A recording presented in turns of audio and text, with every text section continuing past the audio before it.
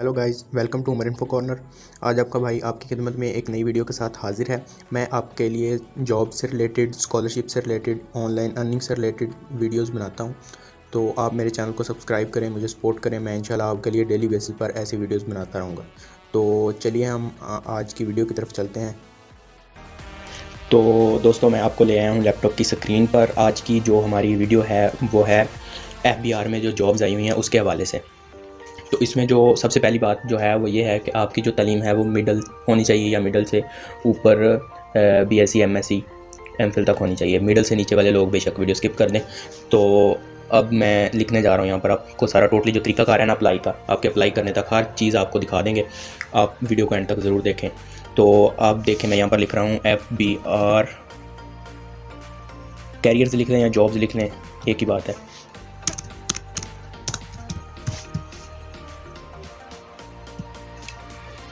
अब देखें, ये सबसे पहले नंबर पे आके FBR जॉब्स FBR, इस पे आपने क्लिक कर लेना है। अब देखें, ये हमारे सामने एक ना डैशबोर्ड ओपन हो चुका है FBR का। ये उनका ऑफिशियल वेबसाइट है।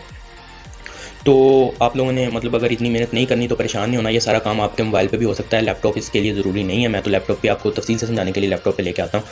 तो मैं आपको इस पेज का, ये जो उनकी वेबसाइट का पेज है जहाँ पर हमने काम शुरू करना है, उसका आपको अपने डिस्क्रिप्शन में लिंक दे दूँगा। आप वहाँ से जाके लिंक पे क्लिक करेंगे तो डायरेक्ट आपको ये पेज ओपन हो जाएगा। अगर आपने इतनी मेहनत नहीं करनी तो कोई बात नहीं, आपका भाई आपकी खिदमत में लगा हुआ है। तो ये आप देखें, सबसे पहले वाला लिंक ये यहाँ पर लिखा हुआ है। सबसे पहले आपने इस पर क्लिक करना है एक बार। ये इस लिंक में हमारा फॉर्म नहीं है, लेकिन इस लिंक में एडवर्टाइजमेंट है जो उन्होंने दी हुई है कि हमें टोटल कितनी वैकेंसीज चाहिए, कहाँ कहाँ चाहिए, कौन कौन सी पोस्ट के लिए हैं। तो ये मैं आपको दिखा देता हूँ थोड़ा सा नीचे करके। ये तकरीबन 900 प्लस वैकेंसीज बन रही हैं, 1000 के करीब बनती हैं जाके। उनको असिस्टेंट चाहिए 15वें स्केल के लिए। उसके बाद स्टैटिकल असिस्टेंट चाहिए, वो भी 15 स्केल के लिए है। उसके बाद स्टीनोटाइपिस्ट 14 स्केल के लिए है। उसके बाद डाटा एंट्री ऑपरेटर है, लाइब्रेरी असिस्टेंट है, UDC है, LDC है, डिस्पैच राइडर है। उसके बाद नोटस सर्वर है, चौकीदार है, माली है। उसके बाद फ्रेश है। उसके बाद सेंट्री वर्कर है। उसके बाद गार्ड है। और ये एंड तक DPS 1 से लेकर, पहले स्केल से लेकर 15वें तक भर्ती कर रहे हैं और 1000 के करीब वैकेंसीज हैं। तो आपने अब आपको बहुत सारे जो यूट्यूबर्स हैं वो वीडियो में आपको मेन बात नहीं बताते, आप लोगों का सबका दिल रखने के लिए कुछ भी बोलते रहते हैं। तो आपको मैं बताता चलूँ कि आपने यहाँ से देखना है कि आपके जो करीब FBR का जो ऑफिस है आपका करीब है। अगर आप मतलब लाहौर में है, रावलपिंडी में है, साहिवाल में, जो आपका डिविजनल FBR का ऑफिस है ना, आपने वहाँ पर देखना है कि किस पोस्ट के लिए सीट है, किसके लिए नहीं है और किसके लिए कितनी है। जैसे ये देखें, ये इस्लामाबाद वालों की पहली RTO इस्लामाबाद, ये उन्होंने ऑफिस का आपको दिया हुआ है सारा एड्रेस। तो देखें, आप इसमें असिस्टेंट्स के लिए कोई पोस्ट नहीं है। तो यूट्यूबर आपको ये बात नहीं बताएगा कोई भी दूसरी कि आप मतलब इसके लिए अप्लाई, आप सब नहीं बताएगा तो आप सब असिस्टेंट के लिए भी अप्लाई कर देंगे। तो यहाँ पर देखें, असिस्टेंट के लिए कोई पोस्ट नहीं है तो असिस्टेंट वाले इस्लामाबाद में अप्लाई नहीं कर सकते।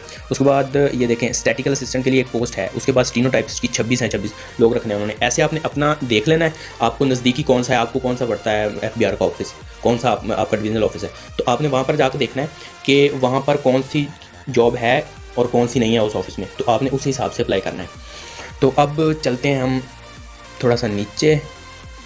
ये सारे ऑफिस देखें, ये एंड तक दिए हुए हैं उन्होंने। तो ये देखें, ये उसके बाद आप देखें एंड पे थोड़ी सी इंस्ट्रक्शंस दी गई हैं। तो लास्ट डेट जो है वो 20 है आज, तो अभी काफ़ी दिन पड़े हैं, तो आप अप्लाई कर सकते हैं अभी जल्दी। तो हम ना वापस अपने पेज पे चलते हैं, उसी पे जिस पे हम पहले आए थे। ये देखें, हम उसी पेज पे आ गए। तो ये अब हम पहले वाला लिंक हमने खोल लिया था, उसमें एडवर्टाइजमेंट थी। दूसरे वाला लिंक हमने नहीं खोलना, ये हमारे काम का नहीं है। अब हमने तीसरा लिंक ओपन करना है। ये देखें, तीसरे लिंक पे है एप्लीकेशन फॉर्म। इसका ये PDF में है, तो इसको आपने प्रिंट निकलवा के इसका उस ऊपर लिखना है, रिटर्न इसको फिल करना है आप लोगों ने। तो आपने इधर नेम ऑफिस लिखना है, जो मैंने आपको बात बता दी कि आपके नज़दीकी जो डिविजनल ऑफिस है वो कौन सा है, आपने इधर वो लिखना है। उसके बाद पोस्ट का नेम लिखना है, आप किस पोस्ट के लिए अप्लाई कर रहे हैं, जो भी है इसमें ये लिखना है। उसके बाद आपने अपना नेम लिखना है। इधर ये देखें, अपनी फ़ोटोग्राफ आपने पासपोर्ट साइज़ एक लगा देनी है। उसके बाद आपने अपने अब्बाजान का नाम लिखना है। उसके बाद अपना शनाख्ती कार्ड नंबर लिखना है। फिर अपनी तारीख पैदाइश लिखनी है आपने। फिर अपना डोमिसाइल लिखना है कि किस डिस्ट्रिक्ट का है आपका डोमिसाइल। उसके बाद आपने फिर अपना प्रोविंस अपना लिखना है, सूबा। उसके बाद आपने इधर लिखना है ईमेल एड्रेस अपना लिखना है। उसके बाद इधर है आपका एड्रेस। तो एड्रेस में आपने देखना है, पहले परमानेंट लिखना है और पोस्टल। अगर आप एक ही जगह पर रह रहे हैं तो परमानेंट और पोस्टल सेम ही, आपने दोनों जगह पे सेम ही लिख देना है कि आपका एड्रेस कौन सा है। और आपने सारा एड्रेस लिखना है अपने गांव तक, अगर किसी गांव में रहते हैं तो गांव तक का एड्रेस लिखना है, ईच एंड एवरीथिंग। उसके बाद थोड़ा सा और नीचे आ जाएं तो नीचे आपने अपनी क्वालिफिकेशन लिखनी है। सबसे पहले आपने सीरियल नंबर 1 2 3, उसके बाद ईयर ऑफ पासिंग पहले आपने लिखना है कि कौन से साल में आपने पहली डिग्री, अगर मिडिल है तो मिडिल आपने लिखना है कौन से पास की। उसके बाद आपने नेम ऑफ डिग्री सर्टिफिकेट, अपने डिग्री सर्टिफिकेट का नाम लिखना है यहाँ पर कि कौन सी है, पहली आपकी मिडिल है, सबसे पहली जो है पहले मिडिल से स्टार्ट करना है, मिडिल है, मैट्रिक है, एफ है, ये जो भी है पहले मिडिल लिखनी है। फिर नेम ऑफ बोर्ड, यूनिवर्सिटी इधर लिखना है किस बोर्ड से है, यूनिवर्सिटी से है। उसके बाद आपने अपने मार्क्स जितने हासिल किए हैं वो लिखने हैं, उसके बाद हासिल किए हैं वो लिखने हैं, और साथ ही आपने ये स्लैश डाल के जितने टोटल थे वो भी लिख देने हैं। उसके बाद अपनी डिवीजन लिखनी है, फर्स्ट डिवीजन है, सेकंड है, थर्ड है, जो भी है वो लिख देनी है इसी तरह। उसके बाद आपने मैट्रिक, फिर एफ ए भी है, इस तरह।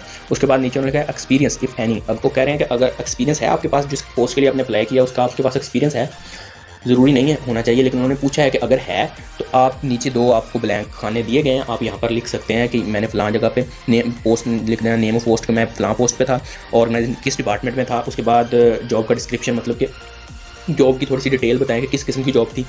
उसके बाद ड्यूरेशन इधर लिखना है कि आपने किस महीने और साल से लेकर किस, अगर फॉर एग्जांपल किसी बंदे ने 2020 में शुरू किया था और 2021 में ख़त्म कर दिया तो वो 6ठे महीने में शुरू किया था, तो 6/5/2020 से लेकर 6/5/2021 2 में आपने 2021 तक का लिख देना है। इसी तरह अगर आप 2 जगह पर जॉब करते हैं तो 2 का एक्सपीरियंस लिखते हैं। अगर आप 2 से ज़्यादा जगह पर काम करते हैं तो यहाँ पर वो एक्सपीरियंस लिखें जो आपका सबसे लेंथी हो। फॉर एग्जाम्पल आपने एक जगह पर 1 साल की, एक जगह पर 2 साल की, 4 साल की, तो आप 2 और 4 वाली लिखें, एक वाली ना लिखें।